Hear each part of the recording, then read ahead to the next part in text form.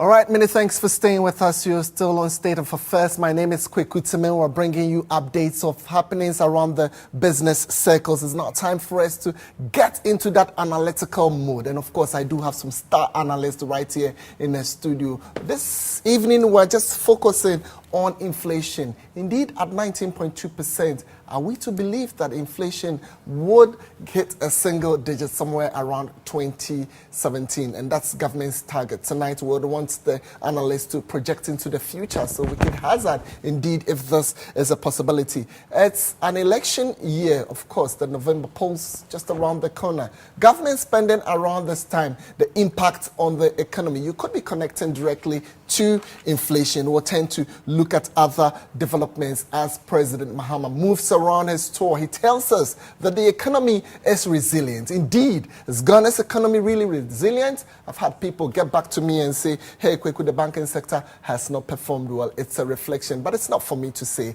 I have the analysts right here in the studio to do justice to the subject. And then we'll get government statistician Dr. Philomena Nyako getting out of office. She's retiring. We want to look at her legacy and some of her achievements. The guest I have in the studio this evening. Now, Gideon Boako is a finance and economic policy analyst. He's studying somewhere in South Africa, Gov'T's Business School, Johannesburg. He's joined us in the studio. He says, I'll be going back soon, but I want to share my thoughts on the subject with you. Again, I have Samuel Bright, K2, CEO of Galaxy Capital. Quite recently, he launched 2 mutual funds. Tonight, he says, I'm bringing my expertise on board. We're talking about Ghana's economy, and indeed, it's right here on State of Affairs. Gentlemen, you are welcome into the studio. I'm happy to have you. Thank you. First of all, I give it to you. Now, 19.2%. Hey, inflation. Meanwhile, we've touted our achievements that, yes, we're able to bring inflation down to a single digit. Now, is this a possibility? Thank you very much, Kweku. Let me say a very good evening to viewers. I think the debate on inflation has raged over some time in Ghana. And depending on how you look at it, economists will say there's always a bipolar view on any economic. That's a big one, bipolar view. Yeah, that's a finance man talking. But go ahead. On any economic proposition, okay, it depends on how you see it and how you want to argue. Technically, the issue of inflation shouldn't generate so much concerns depending on. Of course, if you're home and you're watching us, well, inflation is that indicator that checks our pricing. So, of course, if year on year you've seen a hike in prices, then of course you know inflation is tumbling up. Yeah, I say in a part of the world, if you have single-digit inflation or a double-digit inflation, I wouldn't want to look at the figure as it is and make an argument and say it is good or it's bad. I would want to look at the facts behind the figures. That is very, very important because we can have a 2% inflation in Ghana, yet there will be a mismatch between actual prices on the market and the figure that we have. So we need to put it into a perspective and make sure that anytime we're talking about inflation in a developing economy like Ghana, whether single digit or double digit, we need to look at the facts behind it. We have Gideon, do you sense a mismatch? Exactly. Do you sense a mismatch? It's the ordinary market. Ghanaians are glued to their sets. You're telling us with all your education, economic analysts, that you sense a mismatch now. Total mismatch. Are you saying that inflation should be even higher than the 19%? It should be. It should be. What are your reasons? For the past 1 year, we've had electricity bills increase astronomically. Water bills have gone up so high. Even though there's a global reduction of fuel prices, we are seeing the reverse. Okay, and the rate of increase on commodity prices and services is so high that if you want to juxtapose that along the rate of increase in percentage increase in inflation, as we see in the nominal figures, they don't match. So people have their own skeptical views about what government presents as the inflation figure. Be that as it may, 19.2 today is high. Like I'm saying, on the grounds, it's much higher. But compared to anywhere in the country, yeah, well, I don't want you to look at the United States or Japan or something. They even could go a negative inflation. But look, go ahead. I mean, yeah, but even in the books, if you have 19.2%, it raises concern. Then also, like I said, the facts behind the figures. We need to find out what is driving the inflation that we've seen. Over some time now, for the past 3-4 years, we had single-digit inflation from 2010, there about 2011, somewhere 2012, and the jump. What happened that we transitioned from the single-digit inflation to a double-digit inflation, and it's moving on and moving on? We need to find out, is it as a result of cost push or demand pull? If it is cost push, what is driving the increases on cost? Okay? People would want to increase prices of their commodities and sell out to people because input pricing has gone up. Of course, we're not manufacturing any. Exactly. But we've seen a relative stability of the city for some time now, so I didn't anticipate. You call of that course, stability? you mentioned the. You call that stability? Okay, it is not. You have so much weird views, but I could pardon you. Maybe you don't live with us here, so just give me a little while. Let me go to that man who does business here, who lives directly here, who goes to the businessman at every point in time. Hey, K2, inflation at 19.2. It is. For you, the businessman. Certainly, I mean, it is on the high side. Now, when we talk of inflation, we're looking at the persistent rise in general price levels of goods and services. In an economy. And just as Gideon, mentioned, for some time now, we've seen that inflation has been going up, of course, in February, it just came down marginally to 18.5%. And then it went back. Now, you see, when we talk of inflation... He mentioned a mismatch. I'm sure you disagree with him. Well, I don't disagree because, anytime Dr. Bawumia comes up and talks about inflation and, trying to argue out the inflation figures that have been put up by the statistical services, certainly you see that the other people in other opposition party will also come up to with also argue. Equally confusing everybody. Exactly. So that economy. Is what Gideon is buttressing, right? Now, but the issue is that when it comes to economics and finance issues, there are theories that have been propounded to support any phenomenon that is going on. And so you realize that every theory that is propounded, there are assumptions. So one academician will come out with a particular theory, and the person will have some axioms or some assumptions, which when those assumptions are out of play, those theories may not hold. Then another person will just look at those theories and point holes in the theories, all right? And then also come up with other theories just to either write off what the previous theories that have come up or will support it. So that is what happens when it comes to some of these things. So other people will say so many things about inflation, but then other people will also say that, oh no, everything is okay. So that is what Gideon is referring to as mismatch, because some people are of the view that what is being presented to us, that is not the real situation on the ground. But hey, the government believes the economy is resilient. Yes. I wouldn't touch on that, but I'll come back to that later on. But I'm looking at the Deputy Central Bank Governor, who has shown a lot of optimism about the economy, believing that just any time 2017, we could be on our way to a single-digit inflation because of the mechanisms that have been put in place for the economy to thrive. You see, this. Why do you say Is it too much for you? 19.2. And we have how many months for the year to come to an end? Just about maybe second quarter of 2017. Well,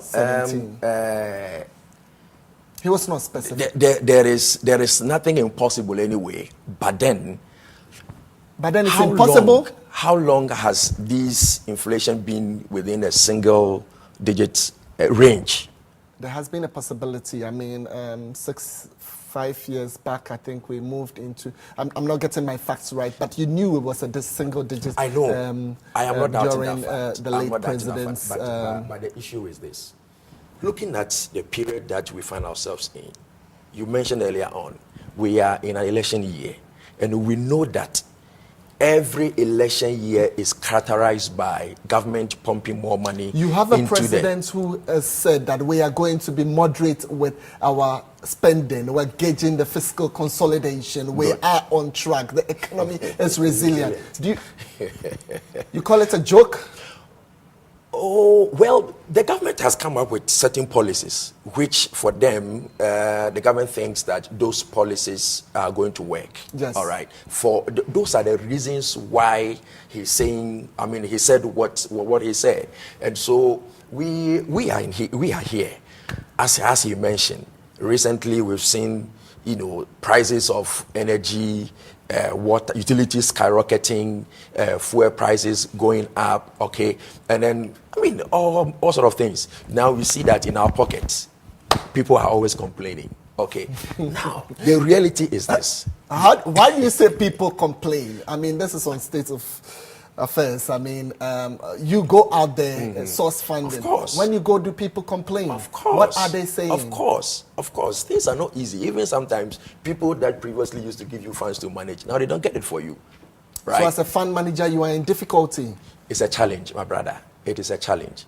Though we are doing business, but then, we would have wished things would be a bit better than they are, so that at least things will move in a way that I think we can all enjoy. Just before I go to Gideon, Deputy Central Bank Governor believes that we could move into a single-digit range by 2017. Is this a possibility? Well, it can be done, but then it depends on policies that they will put in place, all right? Policies that we put in place. Okay. As he mentioned, now when we talk of inflation, we have two major causes. We have the cost push, and then we have the demand pull, all right? But then what we are experiencing is skewed towards the cost push, where cost of factors of production, okay, raw materials, even labor, always on the street agitating for high salaries. So if they all come in, it becomes an issue. So that increases your cost of production as a business person. So in this case, for you to be in business, either you have to increase the prices of your goods for you to be able to either break even or make profit, or you have to reduce your operational capacity, lay off some workers, reduce your quantity that you produce within a period, and all these things will slow down economic growth, because it reduces the gross domestic production of an economy when businesses are cutting down on productivity. All right, tonight on State of Affairs, my two guests, not too certain about inflation reducing to a single digit, but that's just the first one that we touched on. We'll move on to the second issue, and we're looking at the impact on the economy in terms of government spending in and around an election year. Let me look at the impact on our economy, and he's all set. Gideon Boakon, what are the challenges we're likely to face if we decide to go overboard? Of course, around this time, we have the IMF just close to us, watching our spending and guiding us. And I can say on authority that they've given us thumbs up so far with our spending. Yeah, before that, let me touch on the issue of single-digit inflation and the comment by the Deputy Central Governor. I think I wouldn't fault him so much. It is the responsibility of the central government to paint a good picture to investors and to Ghanaians, except to say that his anticipation of Ghana attaining a single-digit inflation may be one of the normal platitudes that we have within the political space. It's not going to happen, is that what you're saying? I don't foresee that, okay? Looking at the... No, I didn't hear you. You swallowed that. You don't foresee that? I don't foresee that happening. It will not happen. I want to be very charitable to him. I don't foresee that happening. I think that going forward, we need to be very pragmatic as leaders of the country, what we say. Okay. You might have to beef up your voice a little bit. I know. From Gov'T University. Then I also would want to say that as a country, we need to set our priorities right and get the facts right and know exactly what we want. Is single-digit inflation the optimal inflation level that we want as a country, a developing Are you saying country? it might not be necessary? It might not, okay? From my standpoint, It really doesn't change anything? I don't see Ghana having a single-digit inflation doing anything so dramatic to the economy. Government will cut spending We don't just to control inflation? We don't just have to talk, okay?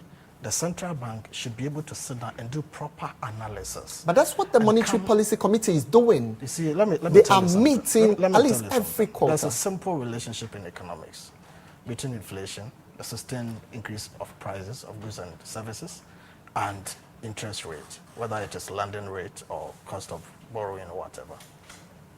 We need to understand, within the period that we had single-digit inflation in Ghana, that simple Fisher theory was violated. Okay, so fundamentally, it should tell you something went amiss, something was wrong within the economy. But hey, my guest, we I have introduced my second topic, which I believe strongly you can tie into inflation with it. So government spending around this time. Government spending, and that feeds into the single-digit inflation. We know that in every election year, government spending shoots up. And without biases, this is with the MPP and the NDC. It cuts across. So no biases. So any government that will want to be very realistic and paint a very practical picture to its people should face the facts that no matter what, government spending this year will shoot up, no matter how we try to restrict ourselves. You need to get a government that would want to take a bold decision, damn the consequences, and says that I want to do the right thing for the country. It doesn't matter. But exactly what the president has said, that look, I don't see that, okay? The IMF sees that. They come up with their report and they say, well, Ghana should be giving the thumbs up for, at the end of the day, cutting down expenditure. They're following the agreements with the IMF. So I've seen some reports to that effect, commending the state for our achievements so far. Well, the IMF always speaks, okay? And I don't want to... Do you doubt the IMF? I don't doubt them, okay? But the IMF... Because if you want a second player, then the IMF has supervised a program, the homegrown program that we have today, that practically I don't see it to be working, okay? A program that allows us to borrow without fiscal consolidation. The IMF supervised that. I'm not saying that the IMF in itself always gets it wrong, but when they get it wrong, we should be bold and tell them, okay? We were in this country in 2012 when the laws of the country stipulated that the central bank cannot finance government more than 10% of our tax revenue. But in 2012, we had government financing from the central bank in excess of 25% of our tax revenue. That is what plunged us into the chaos that we saw from 2013 coming. Okay, so we have had classical situations where government and other allied agencies did not go by the laid down procedures. So the president comes out to say that, oh, we're going to restrict ourselves. We're going to make sure that we instigate austere measures. That's right. We're not going to overspend. But we have started seeing things. Okay, I don't want to sound political here. We've seen things that presupposes that duly nearly there will be some over expenditure. Okay, within government expenditure circles and all that. And so that is going to shoot up. When it happens like that, there's a tendencies and concomitant effect on inflation and all other Tonight, things I'll show you one man who would be excited about government spending if it shoots up, because there would be money in the economy, and when there's money in the economy, people will come in and invest more. And that is this man, Samuel Bright K2. He is a fund manager and he's looking for cash to invest. So tell me you are not happy about this. You see, what you just mentioned, you see, as I mentioned earlier on, we have the demand pool. So when government spends, government basically puts money into the system. Of course, so you expect government to spend minimum, at least. Good. Now, when it comes to government spending, especially in an election year, it needs government to have some political will.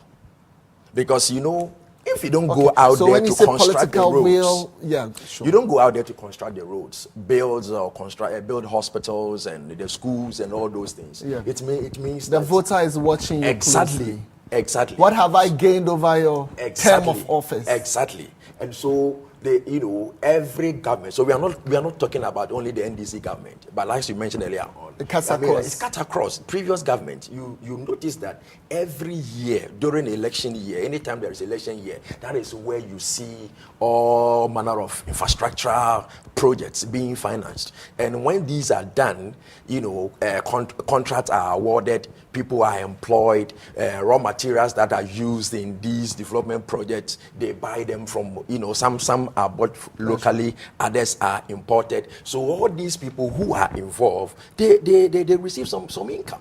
All right. So the more income people receive during that time, the more they come to you and the more they invest. spend. You're a happy man when government spends, isn't it? But don't forget, loose monetary aggregates also interact with inflation of and course. has effects on other factors like that is stock what you market. create. So you need to strike a balance. The demand pool. You need to strike a balance and reach an optimal level. Exactly. That will be appropriate to sustain the base of the economy. Other than that, you get your fundamentals wrong. That is where the exchange rate comes in to expose you. All right, so if you're watching us, this is the platform where we try to deliberate on the state and say, well, of course, this is how the situation looks like. We just need to shape it, and just what they have mentioned, that you need that balance, isn't it? Exactly. You always need to strike a balance, especially so where our country more or less produces at the phase one of the production curve.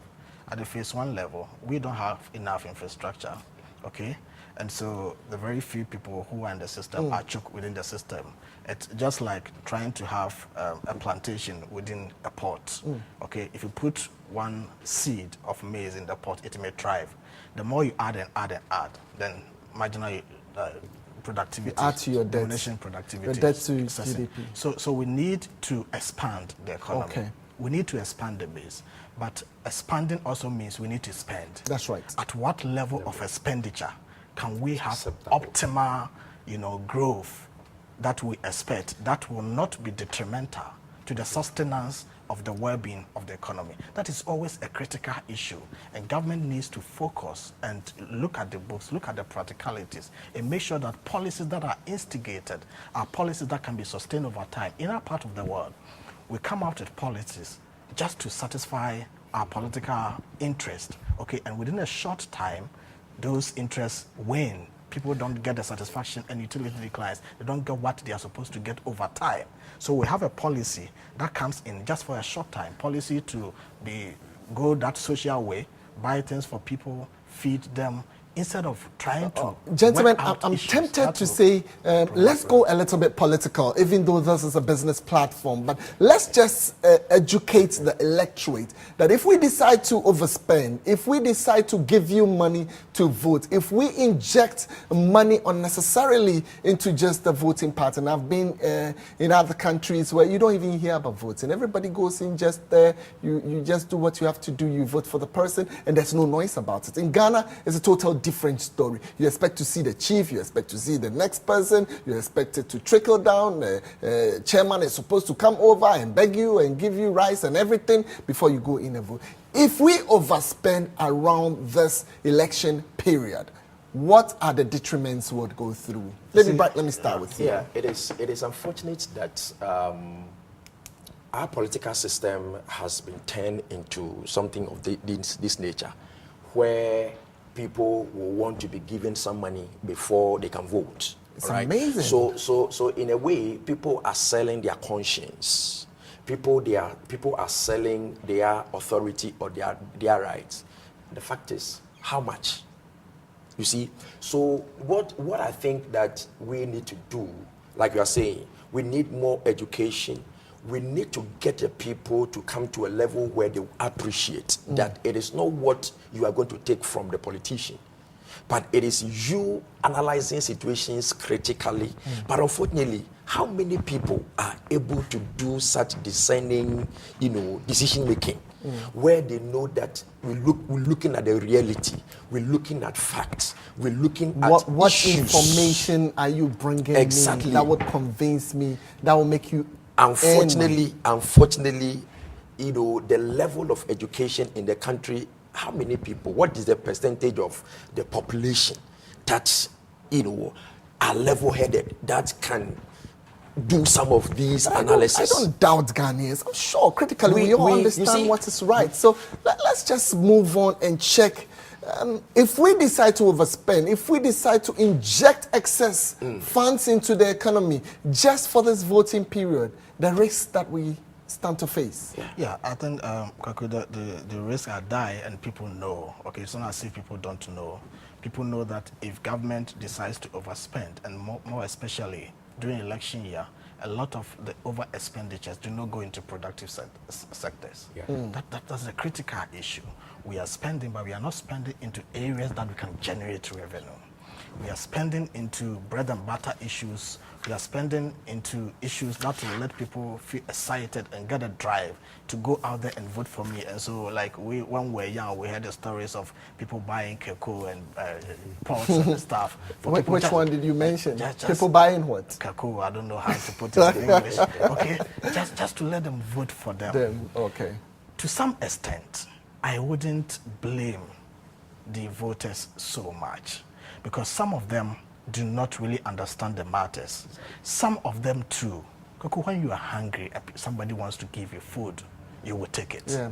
But the blame I put squarely at the doorstep of our political leaders who know what is right and still play on the intelligence of the poor people in the villages and deceive them to vote for them by buying them petty stuff. You rob the people of millions and millions of cedis, and during election year, you just take a peanut, use it to buy matches, put 5 Ghana cedis into that. I think in recent times, I've heard a politician openly say to the media that, well, I had to feed all of them. And do you know the drain on my finances? I mean, should this be the situation? I mean, if you are going to vote for a delegate, should you not eat at home and go? Do you need to be fed, actually? That is if the person has food at home. And because the person might not have food at home. No, I'm telling you, a lot of people are in hunger. And because these politicians have also mismanaged the economy. You know, in Ghana here, wealth is skewed. Wealth is negatively skewed to a certain class of people. A majority of these guys are coming from the political circles. Somebody within society, nobody just decides to launch himself or herself onto the MPP or NDC platform. The party wins power, and within seconds, you see the guy living in ostentatious lifestyle as if he was working some time ago. Okay, so you see that people, we have created a middle class of rich people, okay, within this country who don't deserve it. That is very, very crucial. That is very, very bad for the economy. Okay, at the base of the pyramid are the many and the lots of people who are poor and do not have the way to climb up. As you go to the top, at the middle, you have a class of people who call themselves middle class people and go into it. Most of them have had one political association or the other, is doing general business and needs to link up to a politician or a political party in government to be able to make the wealth. Does this stifle business? Does this affect business growth? It one way or the other, it makes business thrive. I mean, you're opposed to it, yeah, so share with me. Of course, it's a state of affairs. So let's discuss it. If this matters affect us, it does, because you know we've seen people who have set up businesses. The businesses have thrived, but the moment there was a change in government, there's a change in government, businesses it doesn't stay on. Because your party is not in power. Because their party is not in power. All right. And we have a lot of examples here in Ghana. I'm not sure we want to mention any of them. We are businessmen. We want to discuss the state. I mean, in that business sense, and critically chastise what is not right. Exactly. So it would be good that we have an equal playing field where everybody has equal opportunity, everybody has equal chance to have access to the national cake. So as he's saying, you notice that just a few percentage of the population is enjoying the wealth, and majority are wallowing in abject poverty. Okay. You understand?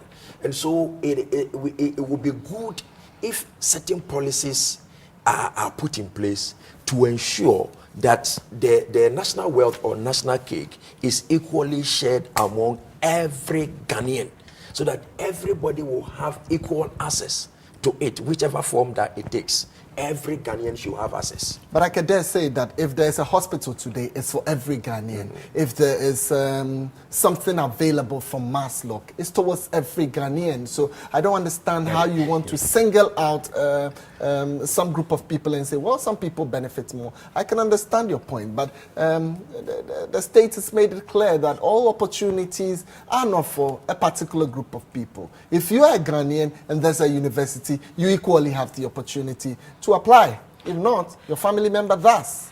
Yeah, that's why, as a government, investment in such social enterprises is good, okay? So you look at the two main political parties in Ghana. Somebody says, I'm center-left, I'm center-right, socialist, and then capitalist. But I have come to realize that the best form of capitalism has some form of socialism attached to it. Okay. And the best form of socialism also should have some form of capitalism It's a balance attached of to the it. two. So government, irrespective of how capitalist you are or socialist you are, you need to provide a certain substrate that will help people thrive and thrive well, okay? And those basic stuff should be provided. My worry is where we try to amass wealth to ourselves for our personal aggrandizement at the expense of providing the basic social amenities for people. You travel to countries, even just here, South Africa, to the United States and places, the things that you will see in the capital of Ohio, okay, you will see that same thing in another city within the same state, that is Cincinnati or whatever. So you wouldn't even have to travel far to get what you want. But you come to a part of the world, you have all the basic facilities within the capital cities and to some extent within the district capitals. You go downstream, you don't see those facilities there. So we are kind of robbing Peter to pay Paul. The kind of people who can survive on their own, we are always giving out to them. And so it is a common language in this country that, oh, the rich will always get richer and the poor will always get poorer. That is a very big bane to the development of this country. We need to set up an economic structure, fundamental, that kind of provides the basic thing that the poor needs, okay? You can fly in your airplane and sit in your big cars, but the farmer needs the cattle to go to the farm. Will the rich continually be rich, and will the poor continually be poor? Indeed, the state of affairs. And if it's about our economy, we'll discuss it right here. On Thursdays, I'll take it up and I'll discuss business. Indeed, my guest in the studio, Samuel Bright K2, CEO of Galaxy Capital, and Gideon Boakon, a finance and economic policy analyst right from South Africa, Wits Business School, joining us and saying it just as it is. We're taking a break at this point. When we come back, we will look at other developments around the economy being resilient by President Mahama. We'll check the factors. He has some comparisons. Saudi Arabia and Nigeria. Commodities dropping. These economies struggling. When we come back, we'll tell you details and we'll give you all the feelings that you need to get. Do stay with us. It's still GH1.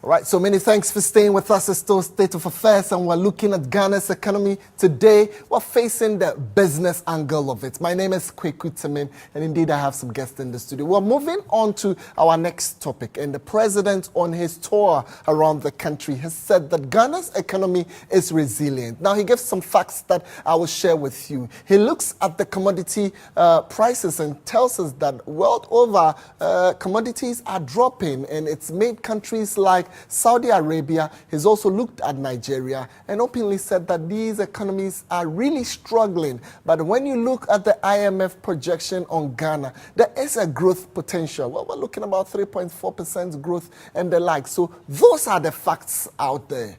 But my guest in the studio would want to digest indeed what His Excellency the President has said. I think Boakon is ready. Go ahead. we are in an election year, and so I won't put election year ahead. I won't put election year ahead. No. I'll put the fact that he compares to the countries and he mentions the commodity prices. Yeah, is Ghana's economy resilient? But that in itself suffers from proper contextual analysis. Okay. Go on with your analysis. Why is the president choosing and picking countries that satisfies his analysis, okay?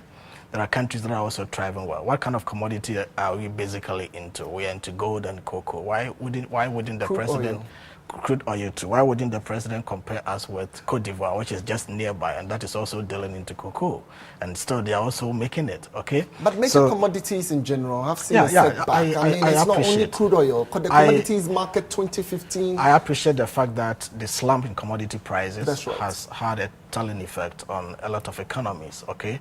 But the argument that even the United States are growing at a slower rate, and so Ghana is growing at a faster rate, is neither here nor there. All over the world, and over years, emerging economies have been growing at a higher rate than developed economies. It is quite practical, quite basic economics. It's just like go to school and you always score 90, 90, 90.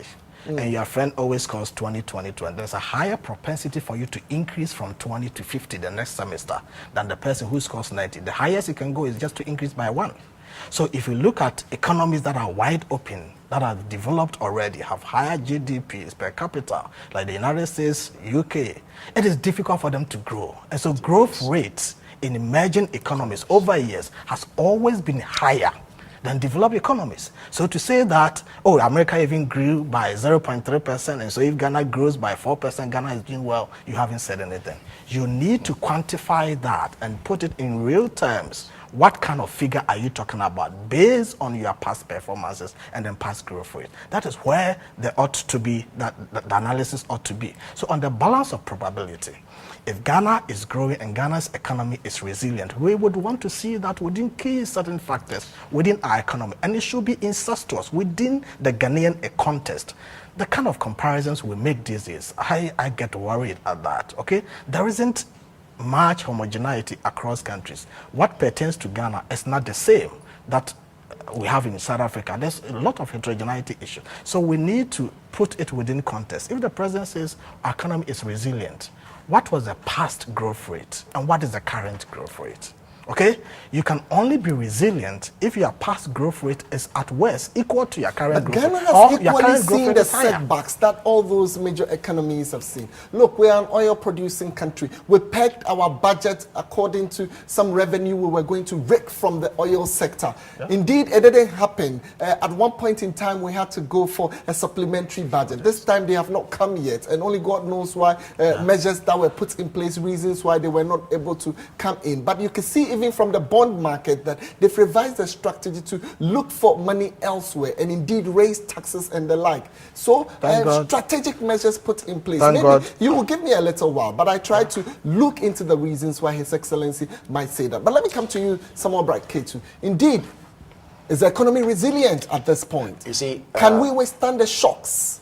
When we talk of an economy being resilient, we're basically looking at the ability of an economy to recover, all right, from an external shock. Okay. Now, just as he mentioned, we've seen some growth patterns. Now, recently, we are seeing what is happening in the world economy, where commodity prices are falling, and in fact, major economies are now experiencing the shocks themselves. Now, when we talk of resilience, 4 major thematic areas. We're looking at macroeconomic stability, all right? And then we're also looking at micro, the economy itself, of the individuals. Out there. Good, all right? Now, the index of all these. Then we're also looking at good governance. And then we're also looking at social development, okay? Then all these things come into play to measure the resilience of the economy. So for me, just comparing the fact that Saudi Arabia, Nigeria are also experiencing some slump in their commodity prices. Certainly, we are also experiencing it. Gold prices is falling, right? Cocoa, as for cocoa for some time now, you know. Yeah. So even the projection targets that we set, we're not able to sometimes exactly. So some of these things Now, but the four thematic areas yes. that you mentioned, Yeah. I mean, micro, macro, governance and social development. Have we not distinguished ourselves in these areas? You can't just mention them and go. So tell us, when it comes to macro, have we done it? When it comes to micro, are we looking okay? When it comes to social interventions, hey, have we not done enough for? Now, you see, let's look at the macroeconomic indicators. Okay. Okay, macroeconomic indicators. We're looking at we're looking at the inflation, GDP. We're looking at GDP. We're looking at the exchange rate. And for some time now, in fact, these critical macroeconomic indicators, I mean, we've been having some challenges. Okay. Let me tell you reasons why you are seeing a challenge, but there is no challenge. Maybe 3.8% currently, and we've seen over a period of 4 months down the line that stability. I mean, businesses at one point in time complained that we don't want to see it come down so much because we would lose equally. I mean, if you had some US dollars, those were the difficulties. We don't want to see it go too high. Then the Monetary Policy Committee decided to peg it and manage it around a figure. They've done so well till this time. But you see, like we're saying, those so people why who do, are why those, do you scare anyone about macroeconomic indicators? Recently, I think somewhere last year, when Bank of Ghana injected some dollars into the economy, weekly, bi-weekly, yes, and the cedi became somewhat stable. People were complaining because they were losing. All right. And others were also enjoying because they were benefiting because the cedi has become stable. Because, you know, sometimes if the cedi is not stable, as a finance person, planning and other things does not help business. Because you plan with a particular rate today, then the next moment, what has happened? Okay. So it throws off your plan or your budget. But exactly what I said, that the MPC, I wouldn't even go to government. The central bank has done so well with managing this side of the monetary policy, haven't they? Well, they've done well. They've done well. For you, a finance person. And what are the other issues? What are the other Okay, issues? let's do. Okay, inflation probably not too good. 19.2%, still quite high. Besides that, let the central bank take a bold decision to reduce the prime rate, and let's see what happens. Okay, so you see, you take it from the left and you give it to the right, and you want to stand at the right and let people hail you, sing songs, produce unto you. You say you are having stability within the exchange rate regime. What happens to the businessman who goes to the bank and wants to borrow, and through government's own internal policy to increase domestic borrowing, you increase treasury rates to 26%, and so that forms the basis for banks to also charge lending rates onto clients. And so that businessman that you say, oh, business guys, today the exchange rate is stable. Then it's, oh, that's good. Then he goes to the bank and borrow, and he's slammed with high interest rates. Okay, so in effect, the net effect is zero. Okay, so we need to, you see, sometimes the thinking that goes into this, we appear to portray ourselves as if we are so smart, but there are people in the system who will understand it. Okay, we need to have a proper balance. Why did we shoot interest rate to that level? We are killing business, crowding out private businesses. And today, I published a paper in the South African Journal of Economics last 2 months. And one of the results that we have found is that banks are mobilizing enough money from people today.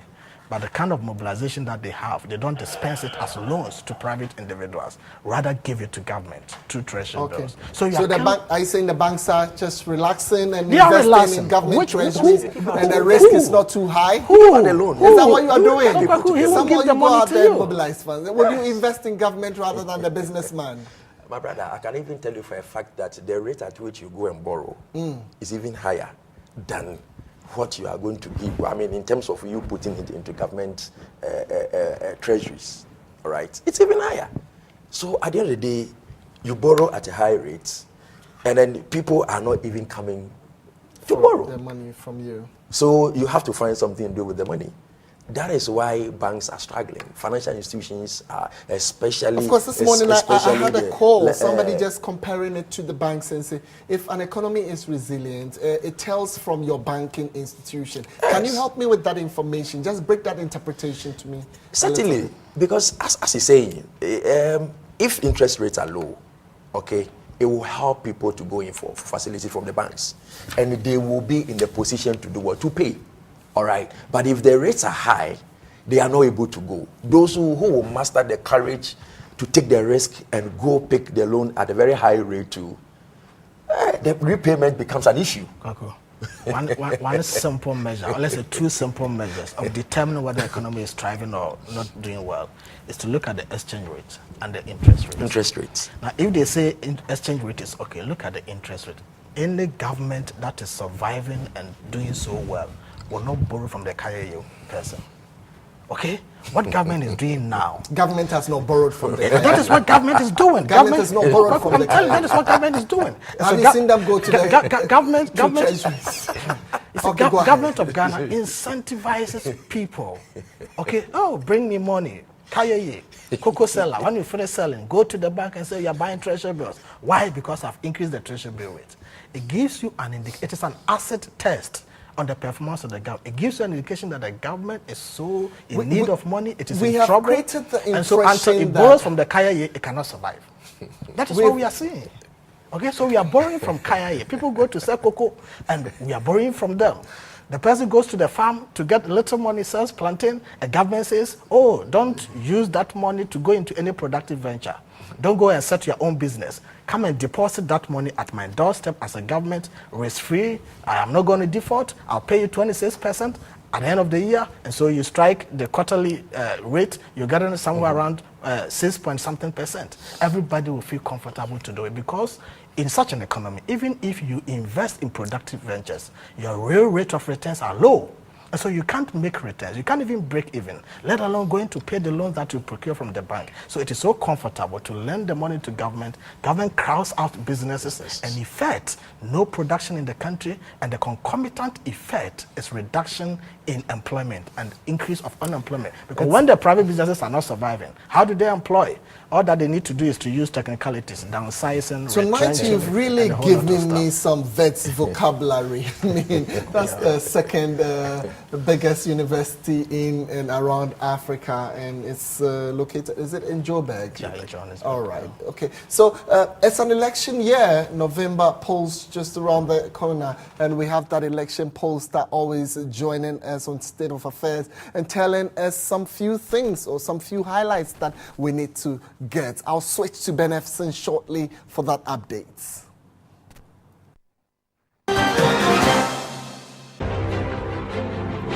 The EIB Election Hub. Expect more.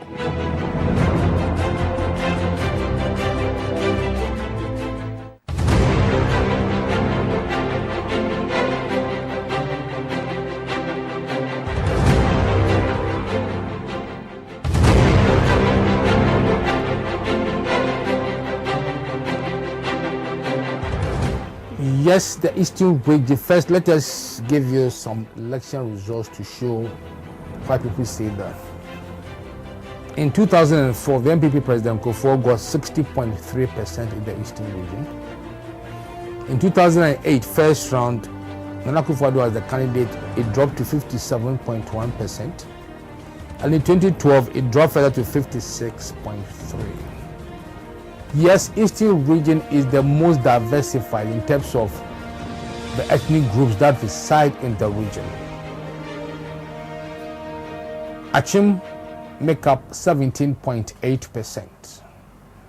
Dangbe, 16.9%. Ewe, 15.9%. Ekwapim, 10.6%. Kwawu 7.9%. Fanti 5.2%. Ashanti 3.9%. Gan 1.5%. Akwamu 1.3%, and Agona 1.1%. Well, I think that the MPP research team This breakdown is as at the 2000 population census. So if President Kufuor did well in Eastern region, these were the same breakdown that Nana Akufo-Addo also faced. So the diversity is not peculiar to Nana Akufo-Addo. It was as in 2000. So the NDPP research team will have to find, there must be a reason why Nana's votes keep dropping in Eastern region. They must be able to find, there must be something. It may be related to perceptions, may be related to maybe the officials in the party not doing well, it may be related to certain perceptions. At least we did some work to find out. One of the reasons was the Fuso did not feel that things had gotten down to them enough to be able to do the legwork. There was this perception that Nana was, they felt 8% for Nana was arrogant. It's a perception that I said Nana is suffering from. But you can't throw away perceptions in politics. These are things that you would need to deal with.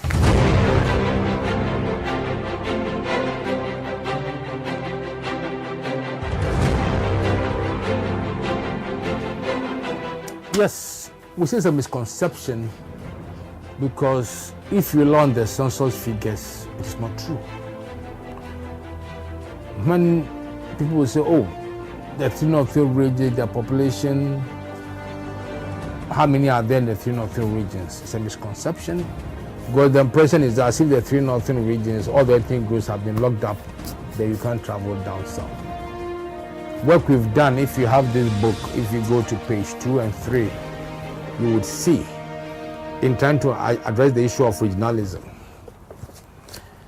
there are we took just 4 main ethnic groups in the 3 Northern regions. They make up 25.9% of Ghana's population, almost 26%. These are the Mole Dagbani, who make up 16.6%. Guruma, they make up 5.7%. Grusi, 2.5%, and Mande, 1.1%. These are the percentages they make up of the other regions down south. In Greater Accra, these 4 main ethnic groups make up 8.8% of the population in Greater Accra. They also make up 18.1% in Ashanti region. They make up 5.9% of the population in Eastern, 11.1% of the population in Western region, and 30.8% of the population in Brongahau. Another misconception is that Greater Accra is not ethnically diversified. After the 2000 census, for example, Gans make up 18.8% in Greater Accra, followed by Ewe, 17.9%, Fanti, 10.6%, Dangbi, 10.3%, Ashanti 8.3%, Ekwapim 4.8%, Kwawu 4.6%, Dagomba 1.3%, Nabdam 1%. So you can see that the Dangbe is 10.3, Ga 18.8. So you can see that if you add the two, you can see that the Dangbes are about 29.1% in Greater Accra. That's about a third. And you can see that the Ewes, Fantis, Ashantis, Ekwapim, they also have a significant widespread. So yes, the Eastern region, they have 3 main groups: Achim, Dangbe, Ewe, Ekwapim. These 4 groups make up a chunk. And Greater Accra is evenly quite spread out. So that was the reasons why people call Greater Accra the king of the swing regions.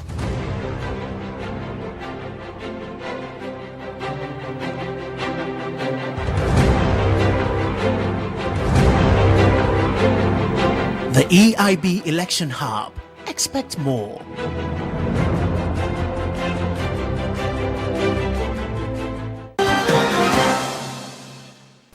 The EIB Election Hub will definitely bring you the best of the November polls. You definitely should not look anywhere else, because with radio, with television, we tell you fantastic delivery right here on our network. Well, do stay with Nanaba Anamwa. Tomorrow, Ashley brings you the constituency watch. I'll move on straight to my guests for them to give me their final word. I hear Dr. Philomena Nyako is retiring 11th May. She's out of office, and they're expecting a new person. I don't have much time. I would have gone deep into it, but she's living at a time where inflation is pegged at 19.2%. A lot of people don't want to mention it. Your final words before I go. Right. Yeah, thank you. I think she's paid her dues to Mother Ghana.